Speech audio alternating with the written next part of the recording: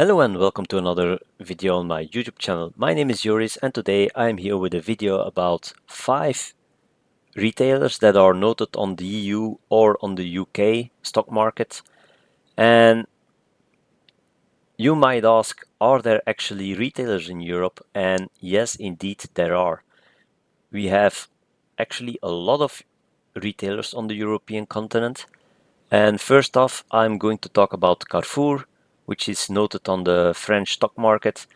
They had a revenue of 96.2 billion euros in 2024. They are mostly present in France and Belgium, but they also have shops in the EU.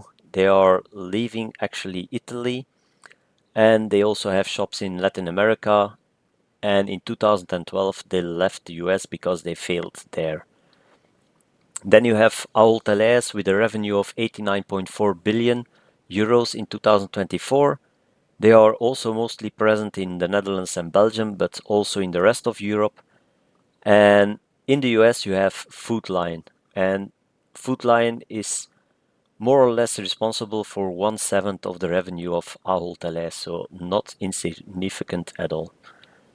Then you have Tesco with a revenue of 67.2 billion pounds in their annual year, so their revenue year of 2024-2025. So they have a book year that transfers from 2024 into 2025. It's a bit special, but you will see Colruyt has the same. And they are mostly present in the UK, and they were present in the US with Fresh and Easy, but they failed there. And in 2013 they sold all their shops in America and they left the US. Then you have Jerónimo Martins with a revenue of 37.5 billion euros, which rose actually quite a lot in the past 5 years. And they are mainly present in Portugal and Poland, but they are also present in Colombia. And then you have the Colruyt Group from Belgium with their brands Colruyt, Spar, OK and Comarkt, which had a revenue of 10.96 billion in 2024-2025. So their calendar year is just like Tesco, split over 2 years. Then you have other groups that are not noted on the stock market. So you have Casino Group. They were noted on the stock market, but they left the stock market because there was a scandal and they needed to sell their operations to an investment group, and they are now reorganizing. They have a revenue of 34.1 billion euros in 2024, so not a small group at all, but you just can't play with the numbers like that. So you really have to obey to the laws, and Casino Group didn't do that. Although I shouldn't say that because I think the process is still going on, so I should not say that they did something wrong before they are actually fined for it. Then you have the German group, the Rewe Group from Germany, and they are also present in the EU. And actually, they are bigger than Carrefour with 97.9 billion euros of revenue in 2024, but they are not on the stock market. Unfortunately, they have a really nice website with a lot of information on it. So it would be nice if they came to the stock market, but they are in a cooperation, so I don't think it's going to happen soon or even ever. Then you have Auchan with a revenue of 31.7 billion euros in 2024. They stopped in the US in 2003. They had 2 shops there, but they closed them down because it wasn't working out. And they are present in Asia and Latin America. Then you have ICA Group from Sweden and the Baltic States, mainly from Sweden actually, but they also have shops in Baltic States. In 2022, they they went to, yeah, for 98% actually, they are owned by a pension fund from Sweden. So they were once on the stock market, but then they went private. And after they went private, the pension fund started buying them up, and now they own actually the majority of the stocks. So the last four are not or no longer on the stock market. And you also have Aldi, actually two parts you have with Aldi. And then you have Lidl, you also have Coop and Migros here in Switzerland. Coop is also present in the Netherlands. Really good shop actually, Coop. And if you wonder, hey, why don't you mention Albert Heijn? Albert Heijn is a part of Ahold Delhaize, just so you know it. And I know they are no Walmart or Costco from America, from the United States of America. So though they have a revenue of $681 billion, Walmart and Costco $275 billion. So they are way bigger than the players here in Europe. But the valuation of Walmart and Costco is actually pretty high. So that's just my opinion, not financial advice. They are great companies. They have great revenue growth. They have nice margins. Costco also have a subscription based thing going on, so you need to have the subscription in order to be able to enter the shop, which is really nice and for them. But yeah, whether or not it's going to work here really good in Europe, it needs to be seen. So Walmart has no shops in Europe. Costco does have shops in Europe, and they are still expanding. So far, it seems that it works. So they have 38 shops right now that are operating, and in France, in Mulhouse, there is going to come one soon.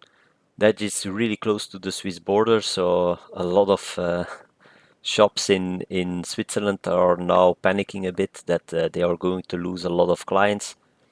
But of course, you know, here in Switzerland, the tax-free amount that you can import into Switzerland dropped in the beginning of this year, so I don't think it's going to be that big of a deal. And you first have to go and check it out whether or not you like it. Then you have to, yeah, drive every week or every 2 weeks to Mulhouse. It's not a nice route.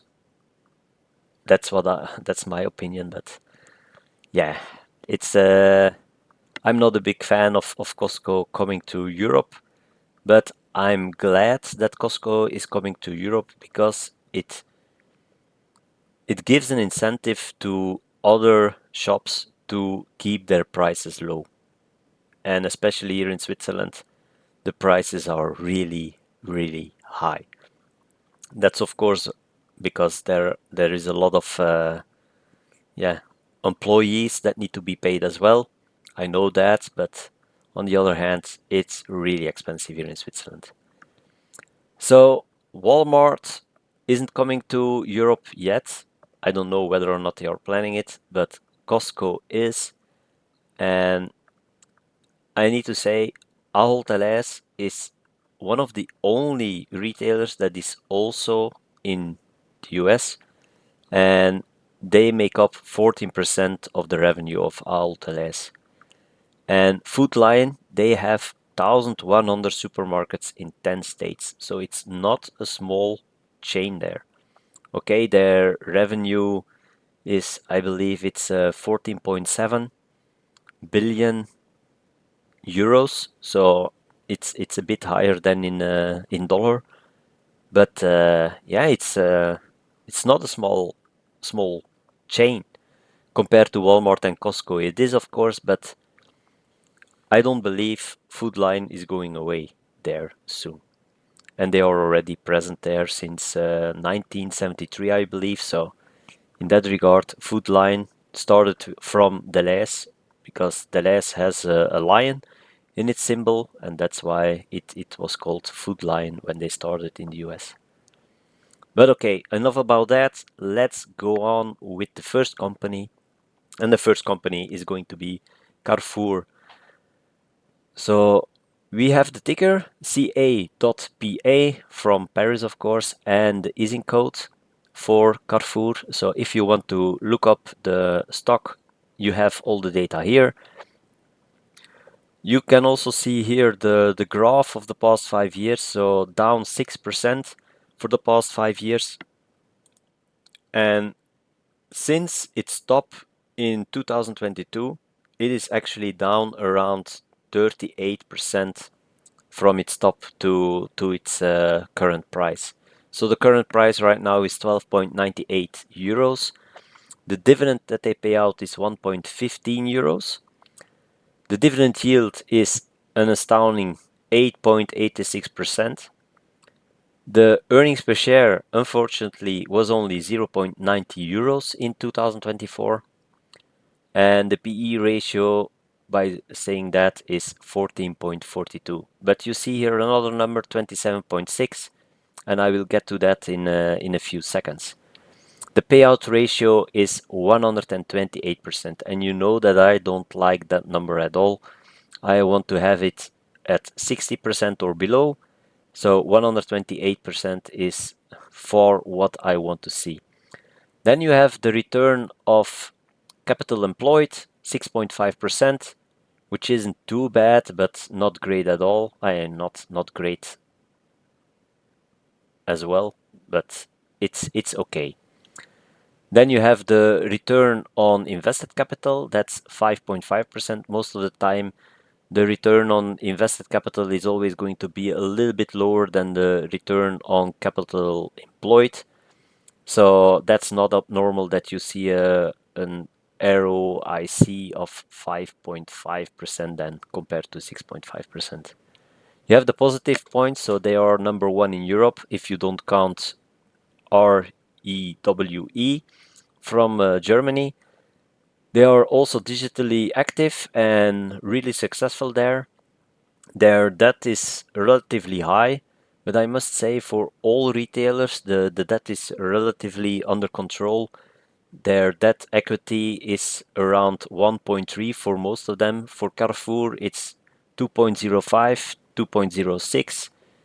So not that great, and the worst of all the retailers here that I'm mentioning. But it remains stable for the past 5 years, so nothing to complain about.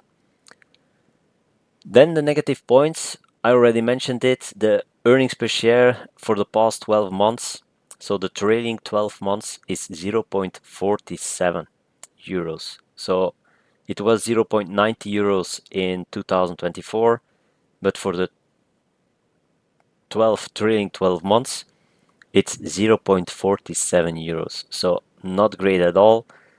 And the payout ratio is going to be much higher as well, just like the PE ratio. When you take the EPS as 0.47, it's 27.6. So that's already quite high. I don't like to see that at all. And you saw the PE ratios of Costco and Walmart. So those were even higher. And I'm already cringing with the 27.6. Okay, these Carrefour, the growth numbers are less than the growth that are shown by Walmart and Costco. So I'm not mentioning that, but still, a PE that is that high, that's for companies that are growing way faster than Walmart and Costco. And then for Carrefour, yeah, it's definitely not growing that fast to maintain a PE ratio of 27.6.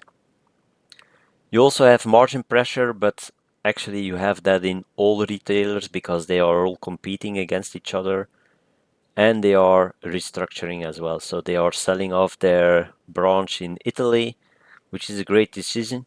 I believe they aren't doing great there. And yeah, you see the graph, it's only going down. And I believe with a PE of 27.6 right now, it's going to continue to go down. And we can look at the numbers of Carrefour. So here you have the revenue numbers in billion euros. So you see that from 2020 till now, it only went up. So in that regard, actually the revenue of Carrefour is truly great. So after a drop in 2020 because of COVID, there was a continuous growth of around 5%, so not bad at all. The earnings per share is going up as well. It is slowing down a bit in the last 2 years, but still it's showing a nice trend. And also the dividends are going great. The only thing that I don't like is that in 2023 they earned 0.85 euros per share and they paid out 0.87. So that's already 2 cents too much. And then in 2024 they earned 0.9 euros per share and they paid out 1.15. So I already mentioned it, it's a payout of 128%. That's not great at all. So there was a drop in 2020 due to COVID, but since then it is going up. But I believe in 2024, 2025 they grew the dividend too fast. Then we can go to Ahold Delhaize with the ticker symbol AD.AS, so from Amsterdam. It has a Dutch ticker symbol, so NL0011794037, and the price is momentarily 35.32 euros, and it went up 50.36% in the past 5 years, so not too shabby at all. And you can see the trend, it's actually going in the right direction. The dividend that they paid out in 2025 was 1.18 euros. The dividend yield is 3.39%, and the earnings per share is 2.54 euros over 2024. So the PE ratio that they have is 13.91, and the payout ratio is well below 50-60%, it's 46.5%. And they want to maintain always their payout ratio between 40 and 50%. So they were, bang on it in 2025 for their revenue year of 2024. Their return on capital employed is 7.5%, and their return on invested capital was 6.4%. So a little bit better than Carrefour. And their positive points are they are really good in online grocery sales because they are growing strong there. You have AI powered assistants, so Ahold Delhaize, so AH assistant and Maxi GPT that they use, and they have a new 1 billion euro buyback plan running for 2025. They had one in 2024 as well, so it's always nice when they can redo that as well. The negative points, so their debt is very low, but it grew in the past 5 years. Their debt is in fact lower than for Carrefour, considered the debt equity ratio, but I don't like to see that the debt is growing for retailers, so that's why I put it at the negative points. And of course, once again, highly competitive, so low margins. And then we can look at the numbers for Ahold Delhaize. So their revenue is going up, but you see that in 2022 to 2023 it was actually slowing down, and then in 2024 it actually declined a little bit. So that's not great, but we know already that in the first 3 months of 2025 the pace picked up considerably, and they are normally going to beat their revenue from 2023 by a huge margin in 2025. Their earnings per share grew from 1.95 euro per share to 2.54 euros per share. So it goes up very consistently. And if you look at the dividends, there was a drop in 2021 due to the COVID crisis, of course. And yeah, for the rest, it just keeps going up. So nothing to complain there. And then we can go to Tesco. With the ticker symbol TSCO.L and the ISIN code of Great Britain, which you can look up then for yourself and check out the graph of Tesco where you want to see it. I always get the graphs from Yahoo Finance, and here you can see the graph of the past 5 years, so up 53.93%, so a little bit better than Delhaize for the past 5 years. And you can see, yeah, the graph since the end of 2022, more or less beginning of November. Since then, it's only going up and showing a really nice trend. The current price is 452.50 Great British pence. So you know, I already explained in another video, you have Great British pounds and you have Great British pence. So actually it's 4.52 pound 50 that the price of Tesco is, but on the stock market they often want to keep the prices low and small and work with Great British pence. Also for the dividend, it's in Great British pence, so it's actually 0.137 Great British pounds, but it's 13.7 pence. The dividend yield is 3.03%, and they had an earnings per share of 23.5 Great British pence in 2024-2025. Their PE ratio is 19.73, so a little bit higher than for Delhaize, but still okay. Although on the rather high side, but you see it rose quite significantly as well in the past 8-9 months. And their payout ratio is just below 60% with 58.3%. The return on capital employed is 10.5%, so really nice number there. And the return on invested capital is 7.5%. So their positive points are they are the market leader in the UK. When I lived for 2 months in Bristol, I often went to the Tesco there. I really liked the shop. And yeah, it's no wonder that they are the market leader. They have great products, and the personnel that I met there, it's already more than 20 years ago, but the personnel that was working there, they were really professional, they were really polite, they helped me out a lot. My English was way worse back then, so I was really happy with the help that I got then. And if I'm returning to Great Britain and I need to buy something, I think I will go to Tesco for sure. They sold their banking operations, so I believe that's a positive point because you need to focus when you are doing business, and especially in the retail business, it's such a high competitive business that when you put your focus all over the place, you're going to screw up. And banking, it's such a special thing that it's better that you sell it. So in that regard, Tesco, way to go that you sold your banking operations. They are also running a buyback program. I didn't found how much they have still left to buy back because it is already running for a while. So if you know it, put it in the comments down below for my other viewers so that they know it as well. And thank you for letting me know as well.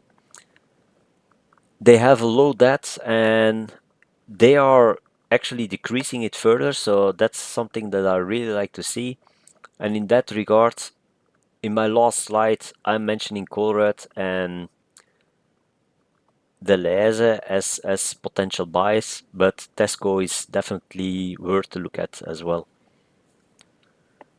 So negative points, yeah, margin pressure like for actually all the retailers, and they have high competition from Aldi and Lidl in the UK, So there it's going to continue for sure. Aldi and Lidl here in Switzerland, they are doing the same. They are trying to take away clients from Coop and the Migros. From Migros they are succeeding, but from Coop not that much. Coop is actually doing pretty well. And then we can go to the numbers of Tesco. So the revenue went up from 53.4 billion pounds to 67.2 billion pounds over the past 5 years. So in the last year, it went up with only 3.7%, only 3.7%. So it's actually quite good for a retailer to go up 3.7% in the past year. But in the previous 4 years, they grew between 5.7 and 7.7%, which is enormously fast. Their EPS is going up as well, so the earnings per share from 14 pence to 23.5 pence per share. And yeah, it's consistent and it goes pretty fast for a retailer. And their dividends, they go up as well, and they try to keep it below the payout ratio below 60%. And that's what you as a investor should like to see. So if I look at Tesco, I think it's a great company, and yeah, if you live in the UK, you can't go wrong with investing in Tesco, I believe. Not financial advice, just my opinion on looking at the figures and reading about the firm. And going there as well in the 2 months that I stayed there in 2007. Yeah, in 2007 I was there. Then you have Jerónimo Martins, GMT.ls from Lisbon or Lisboa. The ISIN code is PTGMT0AE0001.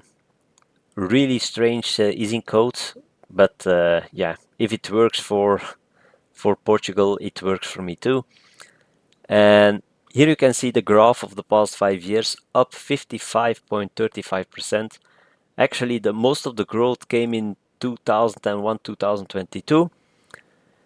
Then it was really stable, it went down a little bit and then it went up again. But you can see it crossed the line of 21.56 euros a couple of times since 2022. So actually moving sideways.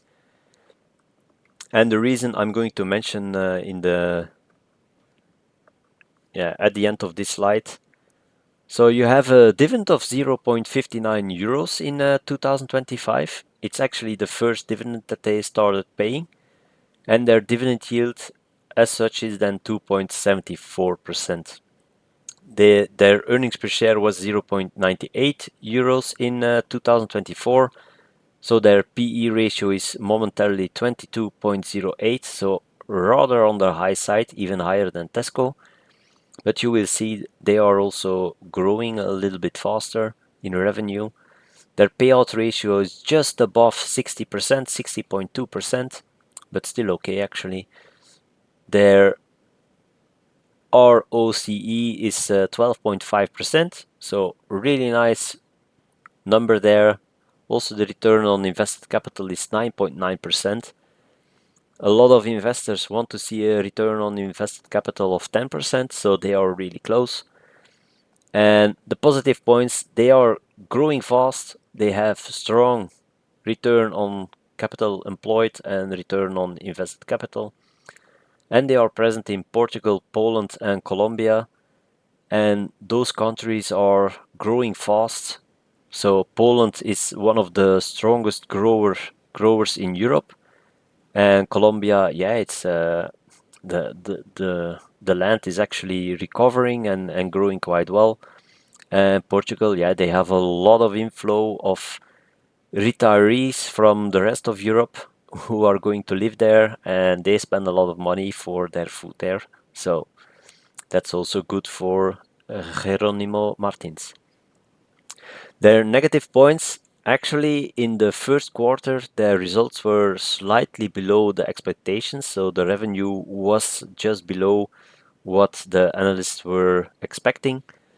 Only their earnings per share was okay, which beat the expectation slightly as well. So that's really nice. But when the revenue is actually not going up, that's not a great sign. They have also a highly competitive business, so their investments are weighing on the results, and that's what you see here. They invested heavily in Poland and Colombia, and that's why you see here a declining trend, because that weighed on their result, of course. And when you look at the revenue went up in 2024 because there was strong growth in Poland with Biedronka, and also strong growth in Portugal with Pingo Doce. And then you have the earnings per share, which went actually down in 2024 because of the high investments that they needed to do. And yeah, investors don't like to see that. They see a revenue going up and they are excited, and then 2 minutes later in the conference call they mention the earnings per share going down because of investments, and boom, the stock price is going down. And that's what actually happened in 2024. And now they are slowly recovering, but then the results of the first quarter weren't actually that great. So it's still a question mark what is going to do for the rest of 2025 and then in 2026. And as said, in 2025 they paid out their first dividend. So for their earnings of 2024, from the 0.98 euros that they earned, they paid out 0.59 euros, so 60.2%. And normally they expect that the dividend is going to stay the same or go up just slightly for 2026. But yeah, we need to see about that. And then Colruyt, so you have the ticker symbol here, COLR.BR from Brussels. You have the ISIN code and the graph of the past 5 years. And look at that here, the big pit. Nobody was happy about that in Belgium, I believe. I wasn't invested in Colruyt anymore because I sold my stocks when I when I came to Switzerland with my wife and my kids. But I was an investor in Colruyt, and yeah, I bought it at 21 euros back in the day, and yeah, it's paying out nice dividends, and it went up as well because they are a great chain in Belgium. They have always the lowest prices. They they don't have really, how do you say it? Comfortable isn't the right word, but they the shops aren't really appealing. They are just rows and rows of shelves with products, and then the lighting is really simple. But that's how they keep the costs down. And for me, that's good enough. And for a lot of people, it's good enough. So 33.06 euros right now, a dividend of 1.38%. So a dividend yield of 4.70% brutto. In Belgium, there is a withholding tax of 30%. So always keep that in mind. In France, it's the same. In the Netherlands, it's 15%. So always keep that in mind. For Portugal, I don't know. So if you know that, for Jerónimo Martins, you can write it in the comments down below and let us know. The earnings per share is 2.90 euros for 2024-2025. Their PE ratio is 11.40, so it's the lowest PE ratio that we have for today, 11.40. And their payout ratio is 47.6%. So there as well, really nice payout ratio. The return on capital employed is 14.97%. That's the highest number as well. So it's the highest number here and it's the lowest number here. And yeah, what can I say? You have a dividend yield of higher than 4%. So you know my rule of 300. And they pay out a really stable dividend. So in that regard, I believe Colruyt is the best stock of the list that I'm going over today. The return on invested capital, it's just slow. It's just slightly below the return on invested capital of Jerónimo Martins with 9.74%. But actually, it's also really close to the 10% that a lot of investors want. And the positive points is they always give the lowest price guarantee. So if you can find something that is a little bit cheaper somewhere else within so many days, you can go back and say, hey, there is the price so much, I want my money, I want the difference back. And also when you see it somewhere cheaper, you just can report it and say, hey, look, the price is cheaper there. They will adapt the price and put on a red price mark, and you can buy it at the same price as with the yeah of the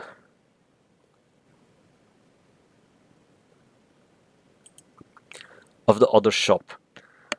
So they have a strong market position in Belgium. They have a very low debt level with only 660 million euros in debt. So that's a really low number. They have high ROCE and ROIC numbers. So that's also really great. The negative points is, for me, they have a lack of focus.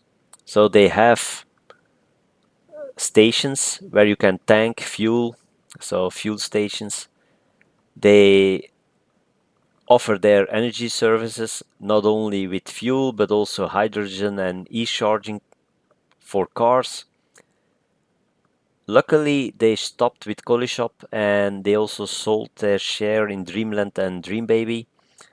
And that's actually what you see here. From the moment that they announced that they were going to stop with Colishop, the price was dropping.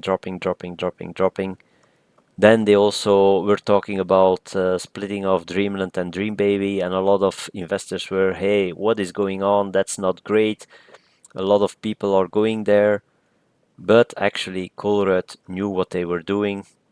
The margins of Colishop and also Dreamland and Dreambaby were dropping really fast. So they hardly were operating with any margin there. And that's why they decided to sell it, which lowered their costs. And yeah, that was just a great decision. But a lot of investors didn't understand that, and yeah, that's why you see a declining price there. You also have a negative point in the fact that they have the lowest price guarantee because they need to invest in keeping on top of it. So you have people that are really controlling whether or not in the discounts that other shops are giving, if their price should go down, yes or no.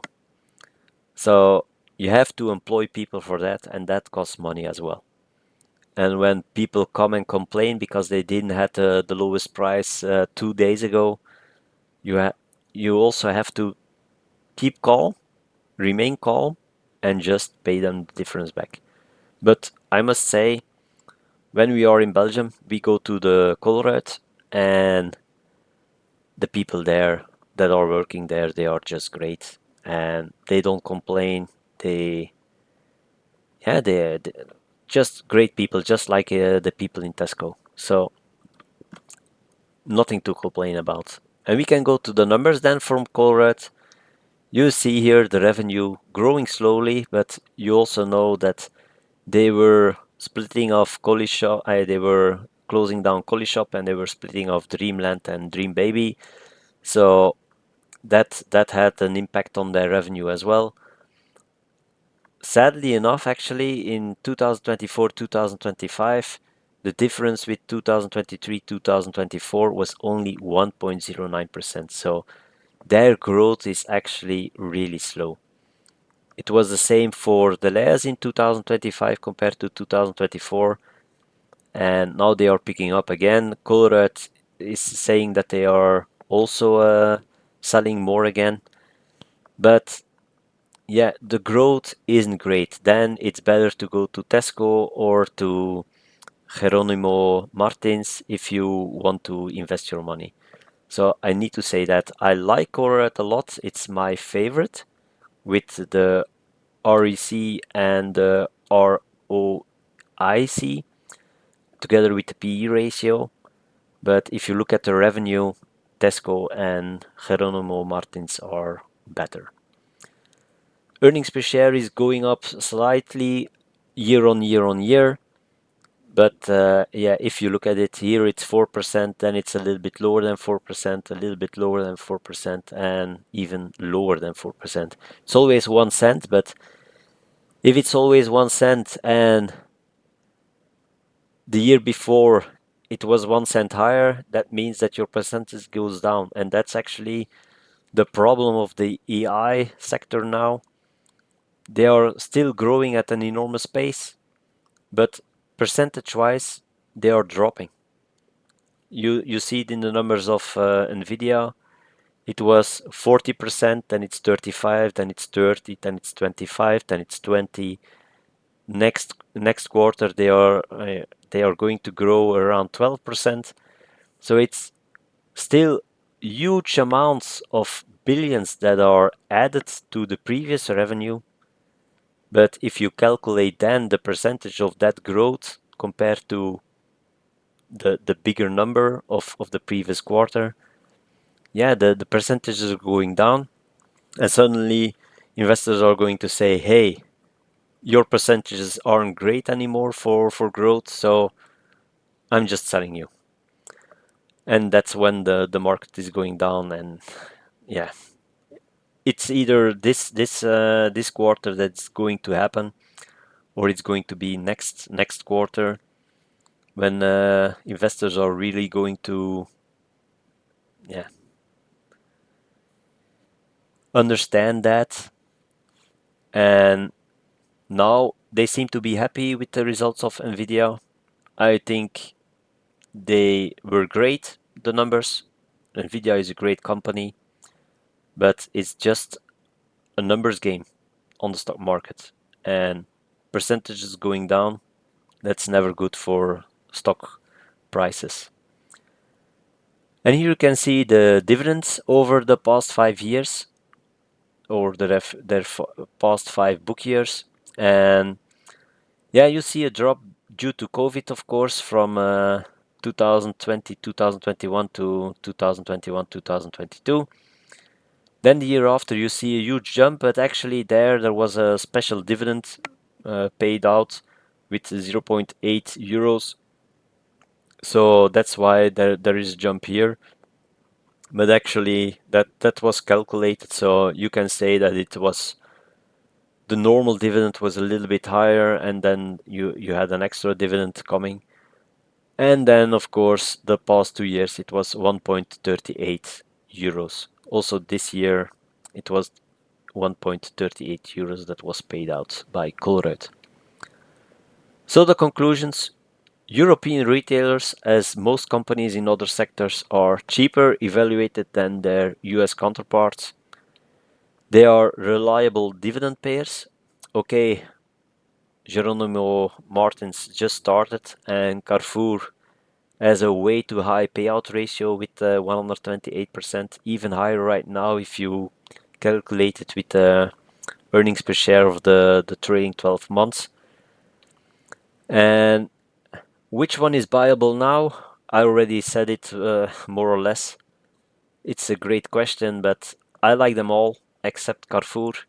It's always to see what you want, so it's not financial advice, but if you are looking at growth, you should go to Tesco or Jerónimo Martins. If you're looking for cheaper evaluations and better ROCE and return on invested capital, then you should go to Carrefour.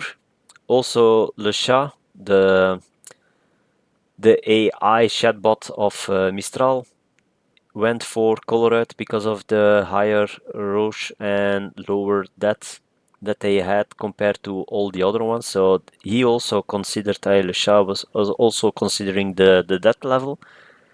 And I believe that's a reasonable choice as well.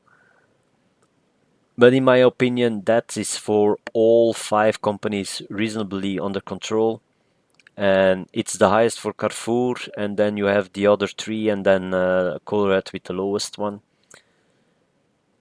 And if you want to buy the biggest one, then you should go for Ahold Delhaize, because with their projections of this year, they are normally going to overtake Carrefour this year. And so if you want to buy the biggest one, you should go for Ahold Delhaize. And yeah, with that being said, I thank you for watching to my YouTube channel. Please consider subscribing to my YouTube channel. Hitting that like button helps out my channel enormously as well. Thank you for watching, and see you on the next one on my YouTube channel. Bye.